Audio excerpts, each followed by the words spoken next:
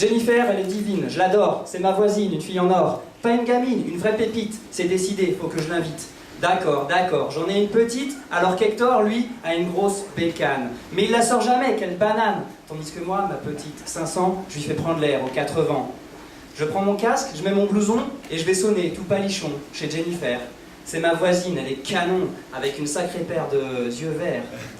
La porte s'ouvre et je bredouille, 2-3 mots, comme une andouille. Jenny est là, tout en relief. Elle me sourit, opine du chef, quand je lui propose, presque en bavant, une petite virée, cheveux au vent.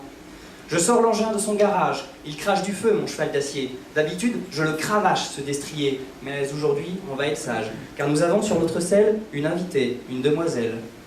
La belle mécanique s'ébroue, joue du piston en sérénade et fait ses premiers tours de roue. C'est parti pour la balade. On trace la route sur cette bécane, pas un nuage sur nos visages, pas l'ombre d'un doute, on a la banane en voyant tous ces paysages qui nous envoûtent à chaque virage. On trace la route, on s'émerveille de cette nature pleine de promesses, en plein mois d'août sous le soleil, les blés et les pâtures défilent sans cesse, à toute allure, à grande vitesse. On trace la route sur cette bécane. Ma passagère est-elle profane ou connaît-elle l'adage qui dit Ducati boîte à outils? Est-ce que Jenny avalerait cette couleuvre si je lui faisais pour son hors-d'œuvre le coup de la panne? On trace la route, bientôt midi. On fait une pause dans un patelin, on casse la croûte et elle me dit tout un tas de choses qui se mangent sans fin. J'aimerais que cet instant jamais ne s'interrompe. Jenny, vraiment, elle me remue les tripes.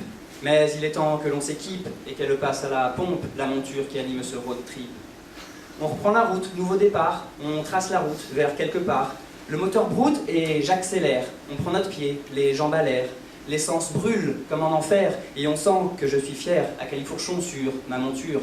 Et bien sûr, Jennifer savoure aussi cette aventure. On trace la route, l'humeur badine. Autour de nous, le décor toujours fascine. Du coin de l'œil, à droite, je devine un tilleul et quelques aubépines. Et au loin, devant, s'étire une pinède.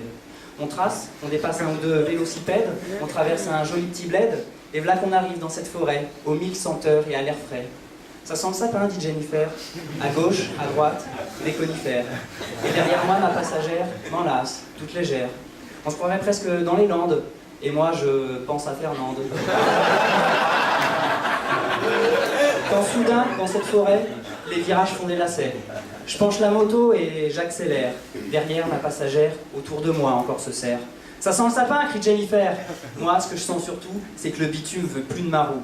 Ma petite 500, à fond les bielles, va trop vite, je vous la rebelle. Je veux pas de stèle en forme de conifère, mais c'est trop tard, je peux rien y faire. La route laisse place à des fougères, et avec moi, ma passagère, tout droit, s'envoie en l'air. Jennifer, ma douce, ma belle, nous y voilà, au 7e ciel.